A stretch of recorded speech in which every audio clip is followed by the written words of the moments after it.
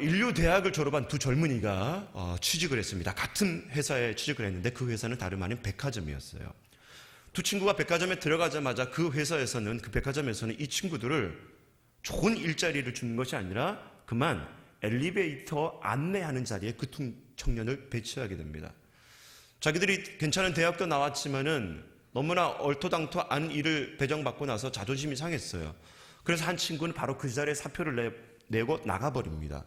그런데 다른 한 친구는 과연 이 회사가, 이 백화점이 왜 나같이 좋은 대학을 나왔는 사람을 이런 엘리베이터 안내하는 자리에 세웠을까? 무슨 의도가 있겠지. 이 백화점의 사장이 나를 그냥 이렇게 내버려 두지 않고 여기에 둔 이유는 뭔가 이유가 있을 것이라고 하면서 그 엘리베이터 해야 될 안내의 자리의 역할을 잘 하게 됩니다. 엘리베이터를 안내를 하다 보니까 엘리베이터를 타는 손님들의 얘기를 들을 수가 있는 거예요. 그 손님들이 이 엘리베이터는 뭐가 불편하다, 이 백화점에서는 뭐가 힘들다, 뭐가 비싸다, 막 이런 얘기들을 자기가 듣고 나서 회사 직원들 회의 때 그 손님들로부터 들었던 얘기들을 정리하면서 상관에게 보고를 하기 시작합니다. 보고하면서 이 상관이 그걸 접수하게 되고, 그리고 회사의 의견에 반영이 되기 시작하면서 그 청년이 내놓았던 모든 의견들이 회사 발전으로 유용하게 쓰여지기 시작하는 거예요. 그 백화점은 점점 더 매상이 올라가기 시작하게 되고, 그리고 그 백화점에 대한 소문이 점점 더 퍼지기 시작하면서 백화점이 더욱더 늘어나게 되어지는 거예요. 그러면서 그때 그 엘리베이터의 안내 자리를 지켰던 그 청년은 승승장구하면서 직장이 승진이 되어지고 결국에는 그 백화점의 최고의 경영의 자리에까지 오르게 되는 그런 삶을 맞이하게 됩니다. 처음 받았던 일은 너무나 하찮고 보잘것없는 일이었지만 이 일자리에, 이 자리에 나를 세워준 그 백화점 사장의 의도가 있다라는 그 믿음과 인내로 말미암아 결국은 인생 가운데 커다란 승리의 열매, 삶의 열매를 맺을 수가 있었다는 거예요. 우리도 마찬가지입니다. 삶을 살아가다 보면 의도치 않은 그런 힘든 어려운 일을 만날 때가 있다는 것입니다. 그런데 여러분, 그렇게 힘들고 어려운 일을 만날 때 왜 내가 이렇게 살아가야 될까 불평하고 원망하기보다는 그 백화점의 사장이 그 유능한 직원 하나를 엘리베이터에 그 보잘것없는 안내 자리로 세웠던 이유가 있었듯이 하나님께서 우리를 이 땅에 살아갈 때에 그 험하고 힘든 자리에, 어려운 자리에 나를 세워주신 그 백화점 사장님과 같은 의도와 배려가 있다는 것을 여러분 믿으시기를 주의 이름으로 축원합니다. 하나님께서는 이 시대를 살아가는 수많은 청년들에게 아무런 의미 없이 시련을 허락하는 분이 아니라는 거예요. 그렇기 때문에 고통의 자리에 있거나 광야의 자리에 있을 때 하나님이 나를 향한 의도를 믿으시는 청년들이 있기를 주의 이름으로 축원합니다. 독일의 여러분 베를린에 가면은 막스 플랑크라는 교육 연구원이 있어요. 그 연구소의 박사님들이 15년 동안 1000명의 그런 대상자들을 가지고 실험을 하게 되는데 1000명의 실험 대상자들 중에 나이와 그리고 지혜의 연관관계를 연구하기 시작합니다. 최종적인 결과 보고는 어떻게 나왔느냐? 어떤 사람이 인생을 살아가면서 지혜로운 사람이냐라고 조사를 했더니 첫 번째는 고난과 역경이 있었던 사람, 두 번째는 집안의 환경이 가난했던 사람, 세 번째는 인생의 단면에 어두운 부분이 있었던 사람, 그리고 네 번째는 결론적으로 가장 제일 중요한 거, 인생의 깊이를 묵상하는 한 사람이 바로 삶의 지혜가 있었던 사람이라고 결론을 내렸어요.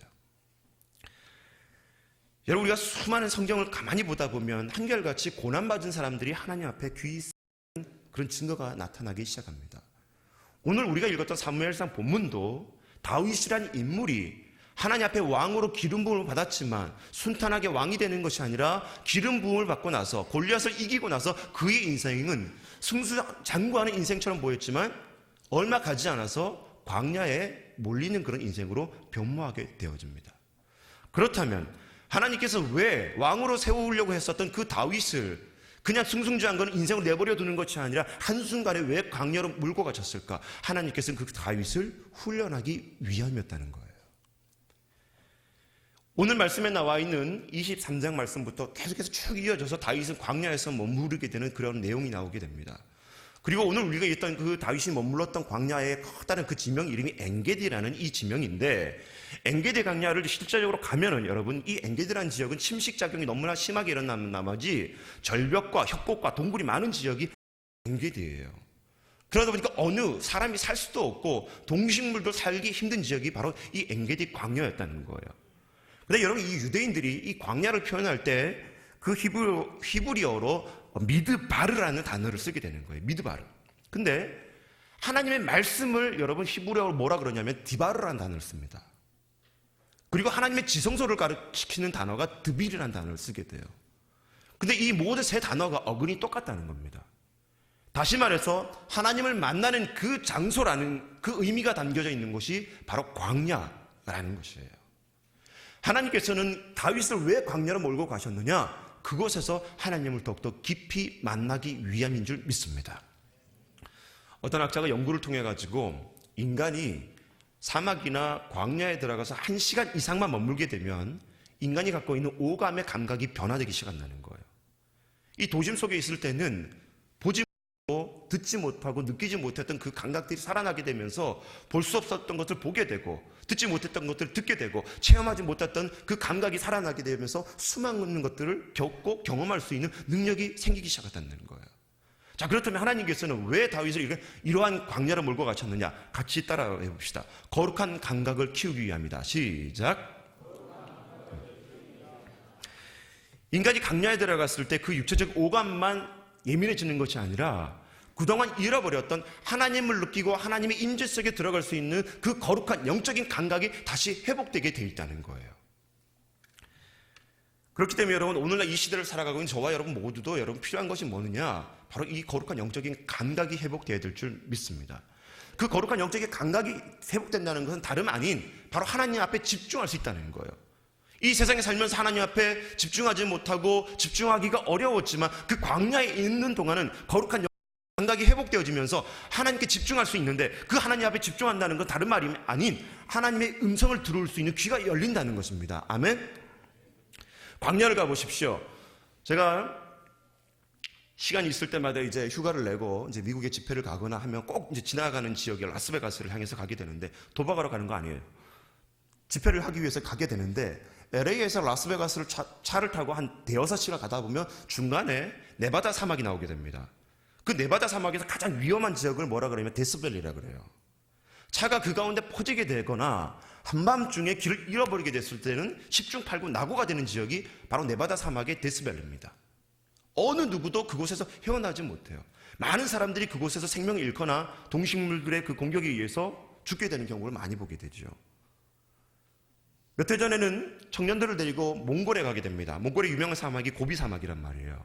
거기 침식작용이 일어나서 절벽이 많고 혁 지역인데 한 6시간을 머물러 봤어요. 그 사막 광야 안에서. 아무것도 할 수 없습니다. 라스베가스로 가던 도중에 차가 퍼지게 됐어요. 저희 갔던 팀원들의 차량이. 에어컨이 너무나 가열이 되면서 차가 과열이 되어지고 하면서 엔진이 스탑이 되어버리고, 그 네바다 사막 한가운데 데스밸리의 그 중앙에 도로 한가운데 차가 퍼지게 돼버린 거예요. 해는 저물어가지고 저녁 7시나 8시가 돼버렸습니다. 전화도 잘 터지질 않아요. 마음속에 두려움이 오기 시작합니다. 할 수 있는 거 아무것도 없더라고요. 그곳에서는 도움을 구할 수 있는 방법도 없고, 지나가는 차도 1시간에 한 대 지나갈까 말까 합니다. 없는 거예요. 아무것도 할 수 없는 그런 광야. 바로 오늘 이 다윗이 그런 광야에 있게 되는 거예요. 근데 하나님께서 그 광야에 다윗을 두신 이유가 뭐냐? 바로 다른 아닌 모든 것들을 내려놓고 하나님 앞에 집중하고 하나님의 음성을 듣기 위함입니다. 에카르트라는 여러분 철학자가 이런 얘기를 해요. 하나님께 도달할 수 있는 방법은 우리가 삶을 살면서 많은 것을 덧붙이는 것이 필요한 것이 아니라 영혼에 필요 없는 쓰레기들을 내려놓고 털어버리는 것이 먼저다라고 얘기합니다. 마찬가지예요. 우리는 하나님 앞에 하나님 만나고 하나님의 그 임재 속에 들어가기 위해서 많은 것들을 채우고 나가야 된다고 생각하지만 그게 아니라는 거예요. 먼저 돼야 될 것은 내 안에 필요 없는 것들을 놓는 것이 먼저라는 거예요. 다윗이 광야에 갈 수 있었던 것은, 하나님께서 그렇게 몰고 가신 이유는 바로 다윗에게 쓸데없는 것들을 내려놓기 위함이었다는 거예요. 여러분, 기독교 역사를 보다 보면 우리가 사도행전에 12사도가 나오게 되죠. 그리고 사도들이 죽었을 때에 그 사도들의 제자를 가리켜서 우리가 흔히 말해서 교부라고 가르칩니다. 근데 이 교부를 사막의 교부, 또 사막의 교모라고 얘기를 해요. 이유가 뭐냐면 그 예수님의 12제자들이 죽고 난 이후에 복음을 들었던 그 사도들의 제자들이 로마에 너무나 큰 박해가 일어나게 되니까 그 박해를 면면하기 위해서 갈 수 있었던 곳이 어디냐면 광야였어요. 첫 번째로.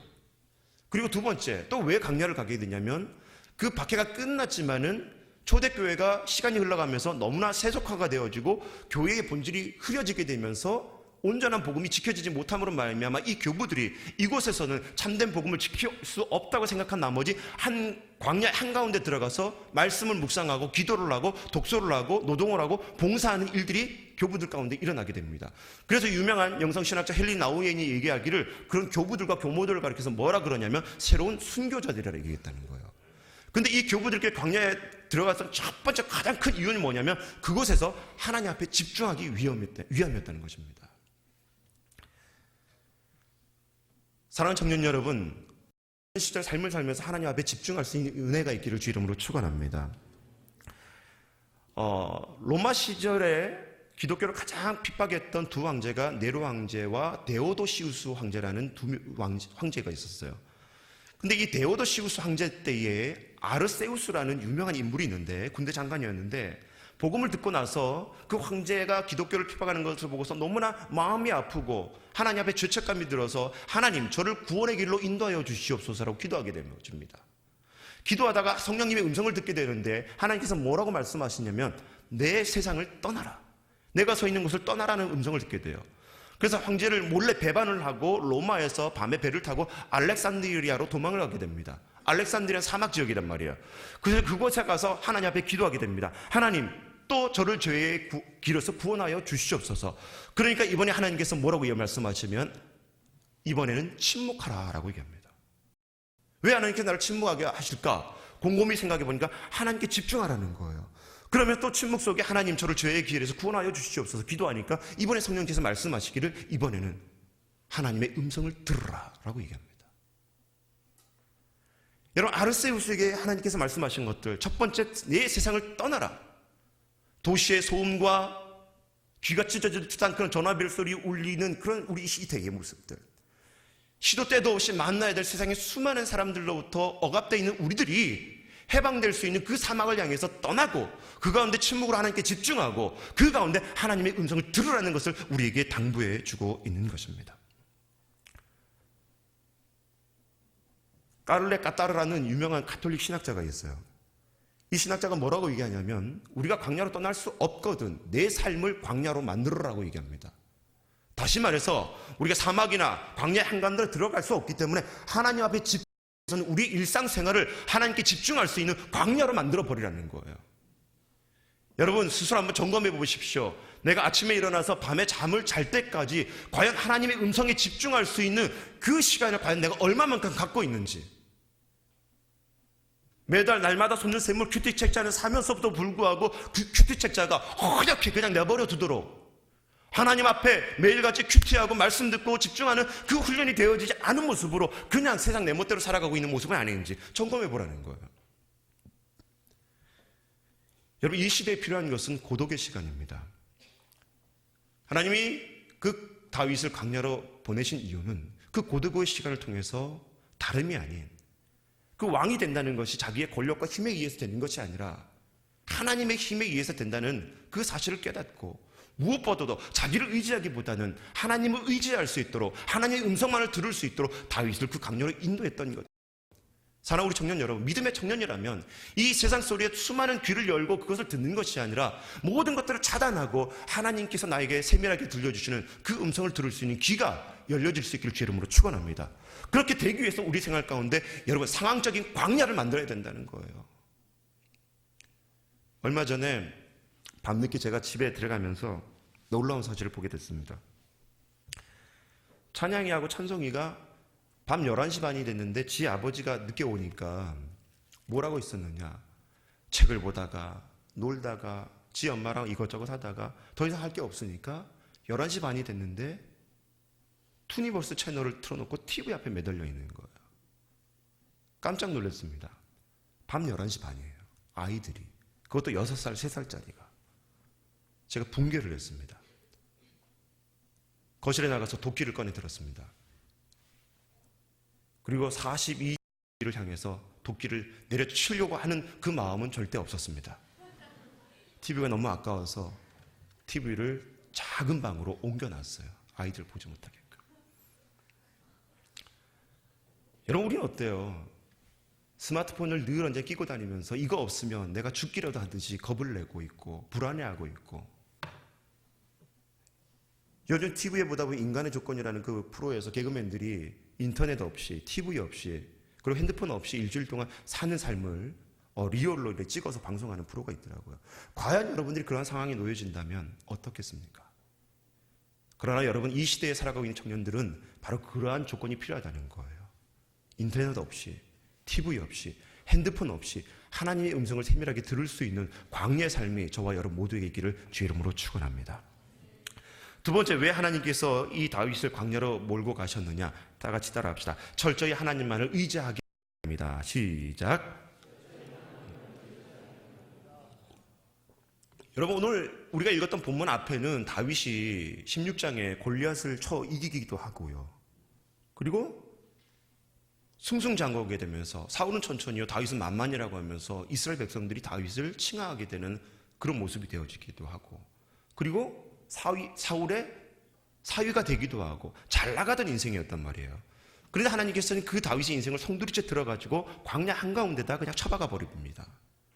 여러분, 그 이유가 과연 무엇일까? 여러분, 광야의 생활, 다른 말로 표현하면 여러분 다른 건 아니에요. 절박하다는 것입니다. 그래서 다윗이 썼던 수많은 시편들을 보다 보면 어떤 말들이 나오냐면, 자기가 사울에게 쫓기는 그 모습이 마치 사냥꾼에게 짐승이 쫓기듯이 그렇게 쫓겨다니는 모습과도 같다고 다윗은 스스로 고백하고 있는 거예요. 여러분, 절대절명의 이 위기 속에서 다윗이 뭐였을 겁니까? 첫 번째로는 하나님 그냥 포기해버리는 거예요. 하나님의 신뢰를 잃어버리는 것입니다. 어쩌면 하나님을 믿고 하나님을 따른다는 것이 바보스러운 짓이라고 하면서 하나님을 분유했을지도 몰라요. 그런데 다윗은 그렇게 하지 않았다는 거예요. 그 광야 한가운데서도 하나님을 100% 신뢰하게 되어집니다. 여러분, 잘 보십시오. 우리가 신앙생활 하면서, 이곳에 신앙생활 하면서, 도시에 살아가면서 내가 하나님을 의지하는 것이 90%만 의뢰해도, 신뢰해도, 의지를 해도 살아갈 수 있어요. 적당히 살아간단 말이에요. 나머지 10%는 내 힘으로 살아가도 살아갈 수 있잖아요. 근데 여러분, 광야에 가보십시오. 하나님을 100% 신뢰하지 않고서는 살 수 없는 것이 광야라는 거예요. 하나님께서 왜 이스라엘 민족의 역사상 가장 위대한 왕으로 다윗을 세워주셨냐? 그렇게 될 수 있었던 이유가 무엇이냐면, 자기의 그 10%적인 이 인간적인 힘과 의지마저도 철저하게 내려놓기 위해서 하나님은 그것을 깨우기 위해서 광야로 몰고 가셨다는 거예요. 사랑하는 청년 여러분, 오늘 살면서 여러 가지 문제로 말미암아 광야 같은 힘든 문제 속에 놓여져 있는 청년이 있다면, 하나님께서 다름 아닌 나를 하나님을 100% 의지하기 위한 그 장치인 줄 믿으시기를 주의 이름으로 축원합니다.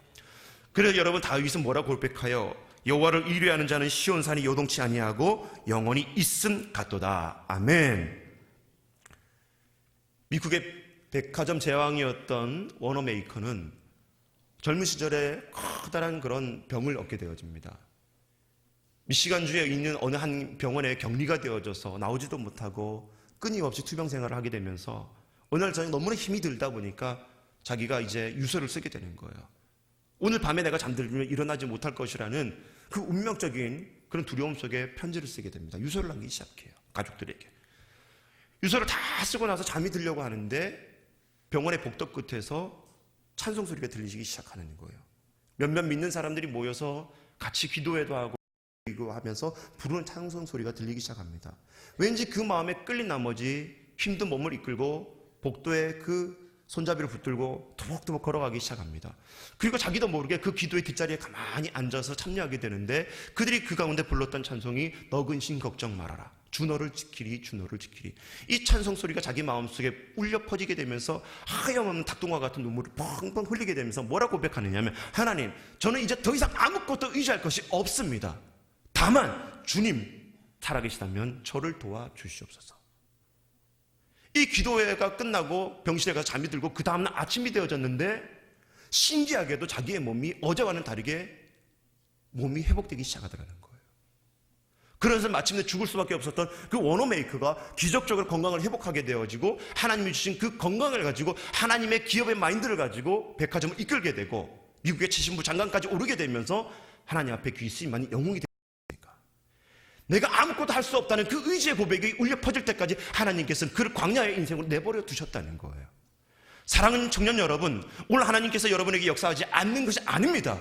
이미 역사하고 계시지만 하나님의 손길이 임하지 않는 것은 내 의지로 살아가고 있는 단 1%의 자아적인 노력이 있기 때문에, 의지가 있기 때문에 그것을 무너뜨리기 위해서 하나님 손대지 않는 거예요. 사랑하는 청년 여러분, 주님 앞에 내려놓기를 주의 이름으로 축원합니다. 내 의지와 내 생각과 내 판단과 경험까지 다 내려놓을 때 하나님께서 일하시기 시작한 줄 믿으시기 바랍니다. 여러분, 새는 날개가 있으면 그 날개가 크기 때문에 날개를 자르지 않는단 말이에요. 왜? 날개로 인해서 날아가기 때문에. 배는 돛이 아무리 크고 무거워도 그 돛을 자르지 않습니다. 배는 그 돛총에서 항해를 할 수가 있기 때문에. 기차는 하통이 아무리 무거워도 하통을 치우지 않아요. 왜? 그 하통에 에너지가 나오기 때문에. 비행기는 날개가 여러분 아무리 무거워도 그 날개를 자르지 않습니다. 그 날개가 있어야지만이 이 비행기는 날 수가 있기 때문에. 어느 벽시계가 걸려 있는데 그 추가 흔들리고 있는 모습을 귀찮다고 여기면서, 시끄럽다고 여기면서 어느 사람이 그 추를 뗐다고 생각해 보십시오. 그 시계는 멈추게 돼 있다는 거예요. 여러분, 이 시대를 살아가고 있는 저와 여러분들이, 이 젊은이들이 여러분 과연 누구를 의지하며 살아가고 있겠습니까? 살아가야 됩니까? 그리스도인이라면, 젊은이라면 하나님을 의지하는 방법밖에 없는 줄 믿으시기 바랍니다. 그렇다면 그 하나님을 의지하는 것은 다름 아닌 그 광야에서 하나님 앞에 기도하는 것밖에 없다는 거예요. 사랑하는 청년 여러분, 믿음생활 잘한다고, 교회 출석 잘한다고 그것 신앙의 전부가 아니라는 거예요. 광야에서 다윗을 혹독하게 하나님을 의지하게 하기 위해서 훈련시켰듯이 오늘 저와 여러분들이 하나님을 의지하는 그 기도 생활로 하나님께서 몰고 가실 때 이 훈련을 잘 감당할 수 있는 저와 여러분의 모습들이 될 수 있길 주의 이름으로 기도합니다. 세 번째, 같이 따라합시다. 왜 하나님께서 다윗을 광야로 몰고 가셨을까? 같이 따라합시다. 영적 정체성을 회복하기 위함이다. 시작. 아멘. 여러분, 이 다윗이 엔게디 광야에 있을 때 썼던 시편이 시편 57편이에요. 시편 57편의 내용을 읽다 보면 하나님이여 저에게 은혜를 베풀어 주시옵소서라는 다윗의 기도문이 계속해서 구구절절 나오게 됩니다. 그리고 중간에 가다 보면 또 어떤 말이 나오게 되면 내 영혼이 주께로 피하되 주의 날개 그늘 아래에서 이 재앙들이 지나가기까지 피하리이다. 잘 들어보세요. 내 영혼이 주께로 피하되 주의 날개 그늘 아래에서 이 재앙들이 지나가기까지 피하리이다. 다윗은 고백하기를 내 몸과 내 산과 내 마음이 피하겠다고 얘기한 게 아니라 내 영혼이 피하겠다고 고백하고 있는 거예요. 다시 말해서 이 다윗은 그 광야에 있으면서 뭘 깨달았게 되냐면 자신이 하나님을 닮은 영적 존재라는 사실을 인정하게 됐다는 거예요. 깨닫게 됐다는 거예요. 다윗의 그 공격에 의해서 내 몸을 살기 위해서 고백한 것이 아니라 내 영혼이 하나님을 닮은 그 영적 존재라는 그 자각으로 말미암아 영적 정체성을 깨닫게 됐다는 거예요. 여러분, 우리가 삶을 살면서 건강하게 사는 거 중요해요. 그리고 복 있게 살아가는 거 중요해요. 형통하게 살아가는 거 중요해요. 그러나 기도의 순위에 있어서 그보다 앞서야 될 것이 뭐냐면 영적인 기도가 울려 퍼져야 될 줄 믿습니다. 현실적인 거 많이 기도하면서 자기 영적인 문제 놓고 기도하지 못하는 거 여러분 범죄라는 거예요. 예수님의 주기도문을 잘 살펴보십시오. 우리에게 가르쳐준 그 기도의 순위에 있어서 육체적인 기도가 아니라 영적인 기도를 먼저 하라고 가르쳐 주신 거예요. 그거 잊지 마셔야 됩니다. 다윗은 그걸 깨달았다는 거예요. 그렇다면 여러분, 이 영적 정체성을 깨달았던 이 다윗이 그 정체성을 깨달았던 그 의미는 무엇이냐? 다름 아닌 하나님을 경외하는 삶이 되어야 된다는 것을 알았다는 것입니다. 여러분, 다윗이 광야로 나갔단 말이에요. 왜 하나님이 다윗을 그렇게 광야로 나갔느냐? 그냥 예루살렘 내에서, 시온성에서 다윗으로 하여금 수많은 일들을 하게 할 수 있었음에도 불구하고 다윗이 아무것도 할 수 없는 나싱의 존재로 하나님께서 몰고 가셨던 그 광야, 무엇을 의미하냐는 거예요. 자, 여러분 잘 보십시오. 유진 피터슨이라는 영성학자가 얘기하기를 다윗이 광야로 나갔던 것은 하나님이 이 다윗을 나싱의 존재로 만들기 위함이었다는 거예요. 다시 말합니다. 여러분, 우리가 교회 생활할 때 수많은 교인들이 착각하는 게 있어요. 하나님 앞에 봉사를 많이 하고 사역을 많이 하는 것이 하나님을 사랑하고 제대로 섬기는 거라고 생각하는 그런 착각의 부류들이 많이 있습니다. 근데 하나님께서 정말 그걸 원하는 거예요? 아니라는 거예요. 그건 착각입니다. 잘 들으세요. 봉사하지 말라는 게 아니에요. 사역하지 말라는 게 아니에요.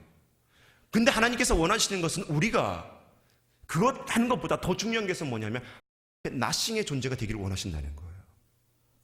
내 스스로가 아무것도 아니라는 존재의 그 사실을 깨달았을 때에 하나님께서 역사하기 시작한다는 거예요. 우리는 교회에 와서 너무나 많은 것을 도잉을 하려고 애를 쓰고 있지만 하나님께서 그것보다 더 원하시는 것은 하나님 앞에 내 스스로가, 우리 스스로가 아무것도 아니라는 그 사실을 인정하기를 원하신다는 겁니다. 바로 그때 하나님께서 그곳에서 일하기 시작하는 줄 믿으시기 바랍니다. 여러분, 다윗이 하나님의 집을 세운 게 아니에요. 하나님께서 다윗의 집을 세운 줄 믿으시기 바랍니다. 그렇다면 이 다윗이 광야에 있었던 것은 체념해버리고 아무것도 행동하지 않았던 비행동적인 그런 생활이 아니었다는 거예요. 가만히 다윗이 그 광야에 앉아 있었던 모습은 뭘 상징하고 있었습니까? 하나님 앞에 나는 아무것도 아니라는, 바로 기도하는 영혼의 모습으로, 하나님을 경외하는 모습으로 그 광야에 앉아 있었다는 거예요. 청년들 착각하지 마십시오. 교회 많은 일을 한다고, 뭐 한다고 하나님 앞에 인정받는 게 아니라는 거예요. 하나님은 오늘 우리들에게 원하는 것은 그 광야의 모습과 같이 나싱의 존재로 하나님 앞에 기도하는 모습으로, 하나님을 경외하는 모습으로 나아오기를 원하고 계신다는 사실입니다. 영국의 여러분 대전성시대를 이뤘던 사람이 바로 엘리자베스 1세 여왕이에요. 근데 여러분, 이 엘리자베스 1세 여왕은 태어나서 3개월이 됐을 때 어머니와 떨어지게 되는 운명을 맞게 됩니다. 그리고 3살 때에 그 어머니가 자기 아버지에 의해서 참수형을 당하게 되는 모습을 지켜보게 돼요. 아버지가 돌아가고 나서 자기 언니 메리 여왕이 되어집니다. 영국을 다스리게 돼요. 근데 이 메리 여왕이 자기 동생 엘리자베스를 경쟁자로 여기고 마음속에 의심을 품게 되고 이 엘리자베스를 감옥에 가두게 돼요. 감옥에 가두게 되면서 이 엘리자베스가 할 수 있었던 것은 아무것도 없었습니다. 그저 그 감옥 속에서 기도밖에 할 수 없었다는 거예요. 하나님, 저를 살려주십시오. 나는 아무것도 할 수 없지만 하나님 역사하신다면 나를 구원하여 주시옵소서. 기도밖에 할 수밖에 없었다는 거예요. 그런데 여러분, 이 메리 여왕이 그만 물러나게 되어지고 어느 날 감옥에 있었던 이 엘리자베스가 그 감옥의 죄수의 신분에서 갑자기 여왕으로 등극하게 되어져 버립니다. 광야와 같은 그 감옥에서 할 수 있었던 것, 하나님을 경외하고 하나님 앞에 기도할 수밖에 없었던 그 모습이 하나님 손에 의해서 죄수의 신분에서 여왕이 될 수 있었던 것, 그 마음은 바로 하나님을 경외하는 마음이 있었기 때문이라는 거예요. 나싱의 존재였지만 하나님께서는 바로 그때 일하기 시작했다는 것입니다. 여러분, 우리가 청년 생활하면서 오늘 품어야 될 이 마음, 하나님 앞에 아무것도 아닌 존재가 될 수 있기를 주의 이름으로 축원합니다. 많은 것을 하려고 하지 마세요. 그거 위험하기 시작합니다. 많은 것을 하면서 여러분, 얼마나 많은 청년들이 하나님을 놓쳐버릴 때가 얼마나 많이 있어요. 미안한 말이지만 행정국원들, 대표 리더들, 사역자들, 팀장들 1년 동안 봉사하다가 1년 뒤에 하나님을 잃어버리고 여러분 망연 자실 뭐 있습니까? 나싱의 존재라는 것을 깨닫지 않기 때문에, 인정하지 않기 때문에 내가 뭘 하려고 해보는 순간 하나님께서 역사하지 못한다는 거예요. 그러나 내가 나싱이 되어지고 광야에 놓여지는 순간 하나님께서 일하기 시작하는 줄 믿으시기 바랍니다. 말씀을 결론 짓겠습니다. 여러분, 원예사들이 꽃꽂이를 할 때에 그 꽃을 꽂고 나서 그냥 일반 흙에다 심는 것이 아니라 대부분 원예사들이 그 꺾은 꽃을 어디에 심냐면 모래 땅에다가 심는다는 거예요. 모래. 그 이유가 뭐냐면 꺾은 그 식물을 모래에 심게 되면 자발적으로 이 식물이 금식에 들어간다는 거예요. 그래서 영양분을 찾기 위해서 이 식물의 뿌리가 땅속 깊숙이까지 내려갈 수 있는 그런 운동력이 생기기 시작한다는 것입니다. 그렇기 때문에 꺾었던 그 꽃이 잘 버티고 자라나기 위해서는 모래 땅에 심어야 되는 그 훈련이 절대적으로 필요하다는 거예요. 강원도를 넘어가다 보면 여러분 대관령이 있습니다. 그리고 그 대관령 옆에 횡계라는 유명한 마을이 있는데 이 횡계는 우리나라에서 황태가 제일 맛있기로 유명한 동네가 이 횡계예요. 근데 왜 횡계에 그렇게 황태가 맛있냐면 대관령 이런 기온이 보통 한겨울이 뭐 지금 같은 초겨울에도 영하 10도에서 20도까지 내려가기 시작합니다. 그리고 낮이 되면 뜨거운 바람이 동해바다에서 불어오기 시작해요. 밤에는 추웠다가 낮에는 따뜻하게 되면서 그 얼었던 황태들이 햇빛에 의해 녹아지기 시작하고 그런 과정을 거치게 되면서 맛있는 고급스러운 육질이 황태로 말미암아 만들어내게 되게 되는 거예요. 그래서 황태를 먹으려거든 횡계 황태를 먹으시기 바랍니다. 여러분 마찬가지예요. 그런 과정을 거치기 때문에 모래땅에 심겨진 그 꽃거지와 같은 그런 꽃의 모습처럼, 식물의 모습처럼, 그리고 횡계의 황태의 모습과 같은 것처럼 여러 가지 시련, 혹독한 어려움을 갖춰야지만이 훌륭한 존재가 될 수 있다는 것입니다. 청년 여러분, 오늘 삶이 힘들고 어렵습니까? 괴롭습니까? 그걸 부정하고 원망하고 불평하기보다는 하나님께서 다윗과 같이 나를 하나님께서 훈련하고 있다는 것을 깨닫고 다시 한번 긍정적으로 마음이 회복될 수 있는 삶이 될 수 있기를 주의 이름으로 축원합니다. 어느 한 신앙인이 글을 남겼는데 이 글을 읽고 설교를 마치려고 합니다. 찬찬하게 반주해 주세요. 잘 들어보십시오. 저는 광야대학 고생과에 다니고 있습니다. 나는 아직도 이 학교에 다니고 있습니다. 성적이 별로 좋지 못해서 입학 전까지 힘들었고 또 입학해서도 오래됐지만 아직 졸업을 못하고 있는 형편입니다. 우리 대학교 총장님은 하나님이신데 대충 넘어갈 절대로 없는 분입니다. 그래서 컨닝하는 것도 불가능하고 시험을 볼 때에도 누군가의 도움을 받을 수가 없습니다. 광야 학교의 과목은 성령님이십니다. 그리고 그 과목의 내용은 훈련하는 것입니다. 포기하는 것입니다. 깨어지는 것입니다. 내려놓는 것입니다. 하나님을 뚫어져라 쳐다보는 것입니다. 순종하는 것입니다. 위로부터 내려주시는 능력으로만 살아가는 것입니다. 학비가 비싸냐고요? 네, 정말 비쌉니다. 왜냐하면 인생을 모두 걸어야 하기 때문입니다. 때로는 목숨까지도 저당 잡혀서 결코 싸다고 말할 수 없습니다. 현재 내가 지금 배우고 있는 과목은 버리기 과목입니다. 욕심을 버려야 되고 내 고집을 버려야 되고 내 생각도 버려야 되고 인간적인 모든 수단 방법도 버려야 하기 때문입니다. 그런데 나는 매일 낙제를 해서 이렇게 졸업을 하지 못하고 있습니다. 이번에는 반드시 합격하리라 결심을 하고 도전하고 있습니다. 합격하는 자에게는 졸업 선물이 주어집니다. 그것은 소망과 기쁨과 문제 해결이라는 은혜의 선물이 주어지는 것입니다. 저는 그 선물을 받고 싶습니다. 하루빨리 이 학교를 졸업하고 헌신 학교에 들어가서 새로운 삶을 살고 싶습니다. 사랑하는 청년 여러분, 우리에게 놓여져 있는 광야 학교를 졸업할 수 있는 우리 청년들이 될 수 있기를 주의 이름으로 축원합니다. 같이 기도하겠습니다.